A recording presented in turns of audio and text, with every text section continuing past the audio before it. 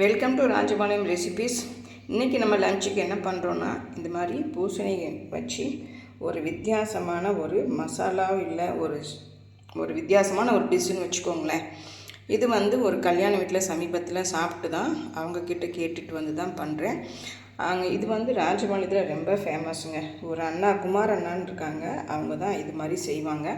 அவங்கக்கிட்ட தான் கேட்டு நம்ம இது பண்ணுறோம். இதுக்கு என்னென்ன பொருள்னா, பூசணிக்காய் வந்து கொஞ்சம் இந்த மாதிரி கப்பில் கட் பண்ணி வச்சுருக்கேன். இது எவ்வளோ கிராம்லாம் தெரியல, ஆனால் நம்ம வீட்டுக்கு 2 பேருக்கு தேவையானது நம்ம கட் பண்ணி வச்சுருக்கோம். தோலோடு போட்டால் தான் ரொம்ப நல்லதுன்னு சொன்னாங்கன்னு போட்டிருக்கேன். இந்த கப்புக்கு 1 கப்பு தேங்காய், இது வந்து வெங்காயம் பச்சை மிளகாலாம் கட் பண்ணி வச்சுருக்கேன். ரெட் சில்லி பவுடர், மல்லி பவுடர் வச்சுருக்கேன். இதுக்கு வந்து என்னென்னா, இந்த கடலை வந்து ரொம்ப ஃபேமஸுங்க ராஜபாளையத்தில், எம்எஸ் கடலை பருப்புன்னு சொல்லிட்டு. இந்த மாதிரி டேஸ்ட்டு வந்து இங்கெல்லாம் கிடைக்காது, இது அங்கே ரொம்ப நல்லா கிடைக்கும். இப்போ நமக்கு ஒரு ஃப்ரெண்டு தான் இது அனுப்பியிருக்காங்க நமக்கு. இதுவும் தேங்காயும் நல்லா ஃப்ரை பண்ணி தான் வச்சுருக்கோம். தேங்காய் நல்லா ஃப்ரை பண்ணிட்டு தான் இதுக்கு அந்த மசாலாவுக்கு போட்டால் அந்த ஒரு டேஸ்ட்டே தனியாக சூப்பராக வருங்க. வாங்க இது எப்படி பண்ணுறதுன்னு பார்த்துடலாம். இப்போ ஸ்டவ் ஆன் பண்ணிக்கோங்க. ஆன் பண்ணிவிட்டு கடாயில் கொஞ்சமாக ஆயில் போட்டுக்கோங்க. ஆயில் போட்டுட்டு கடுகு போட்டுக்கோங்க.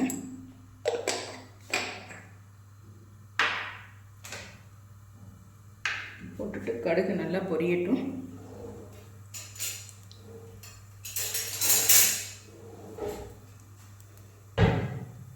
ரொம்ப எண்ணெய் இதுக்கு தேவையில்லைங்க, கடுகு நல்லா பொரியட்டும். நம்ம தேங்காயும் கடலையும் ரோஸ்ட் பண்ணணும். ஆல்ரெடி நம்ம கடலை வந்து ரோஸ்ட் பண்ண கடலை இருந்ததுனால தேங்காய் மட்டும் நம்ம ரோஸ்ட் பண்ண போகிறோம். நீ பாருங்கள், இந்த மாதிரி ஒரு வெங்காயத்தை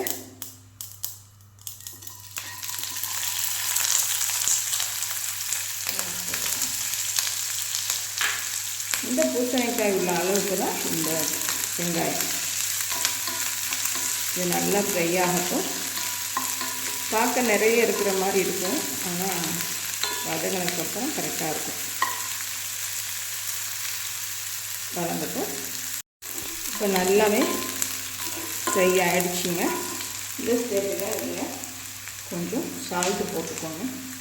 ராக் சால்ட்டு தான் இது ரொம்ப உடம்புக்கு நல்லதுங்க. இதை போடுங்க, கொஞ்சமாக போடுங்க, பார்த்து போட்டுக்கோங்க. இப்போ இந்த பம்கின் அப்படியே போட்டுக்கோங்க. அடுப்பை சிம்மியே வச்சுக்கோங்க.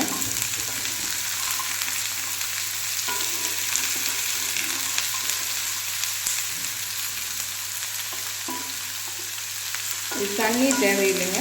இந்த எண்ணெயிலையே நல்லா அதில் இருக்க தண்ணி வந்து நல்லாவே வெந்து கொடுக்கணும். ஓரளவுக்கு நல்லா சாஃப்ட் ஆகிற வரைக்கும் இதை ஃப்ரை பண்ணிக்கலாம். இப்போ இந்த பக்கம் இந்த அளவுக்கு நம்ம தேங்காயை ரோஸ்ட் பண்ணிட்டோம். இப்போ இதை வந்து மிக்ஸி ஜாரில் நல்லா ஒரு பேஸ்ட் மாதிரி இல்லை, ஒரு பவுடர் மாதிரி பண்ணிட்டு வந்துடலாம். இந்த அளவு கடலைப்பருப்பு மிக்சியில் போட்டுக்கலாம். இந்த வறுத்து வச்சுருக்கோம் பாருங்கள் தேங்காய், அதையும் வந்து இதில் போட்டுக்கலாம். ரெகுலராக செய்கிற பூசணிக்காயை விட இது கொஞ்சம் நல்லாயிருக்கும்.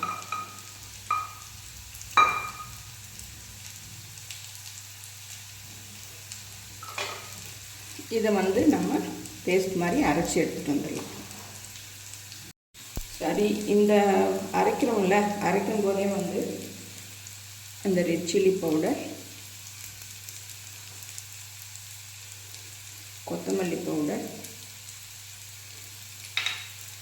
கொஞ்சம் பெருங்காயங்க.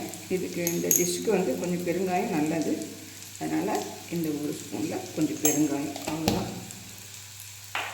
இதை வந்து தண்ணியெல்லாம் ஊற்ற வேண்டாம், இப்படியே அரைச்சோம்னா நல்லா வரும். அது மாதிரி அரைச்சி எடுத்துகிட்டு வந்துடலாம்.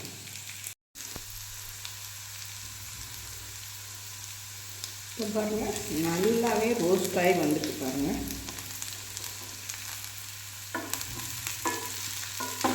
நல்லா ரோஸ்ட் ஆகிடுச்சு. இப்போ நம்ம மிக்சியில் அடிச்சுட்டு வந்து இந்த மாதிரி இருக்குதுங்க, இதை இதில் சேர்த்துடலாம்.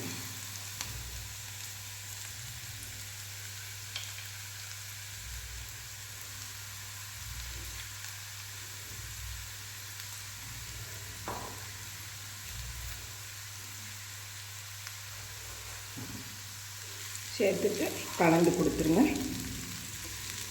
இப்போ உங்களுக்கு வித்தியாசமான சுவையில் இது கிடைக்கும்.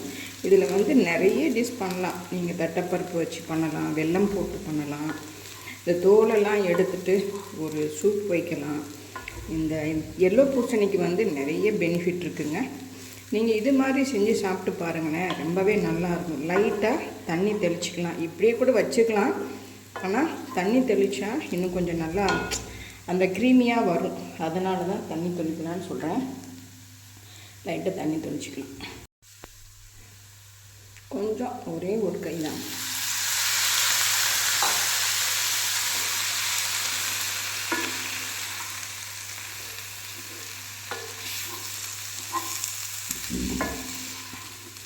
இது வந்து ஒயிட் ரைஸ்க்கு நல்லாயிருக்கும்.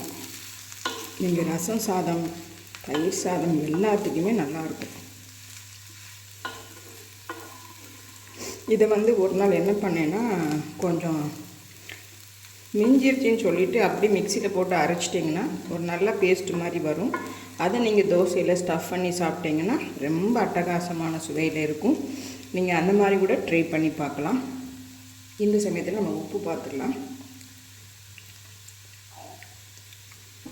டேஸ்ட்டு அட்டகாசங்க, சூப்பராக இருக்குது.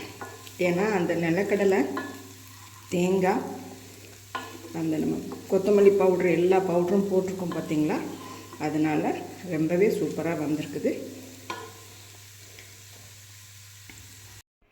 இப்போ பூசணிக்காய் நமக்கு ரெடி ஆகிடுச்சிங்க.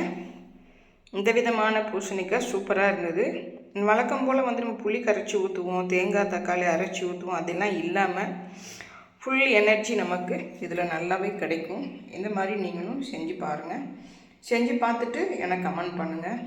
இது பாருங்கள், பார்க்கவே ரொம்ப அழகாக சூப்பராக வந்திருக்குது.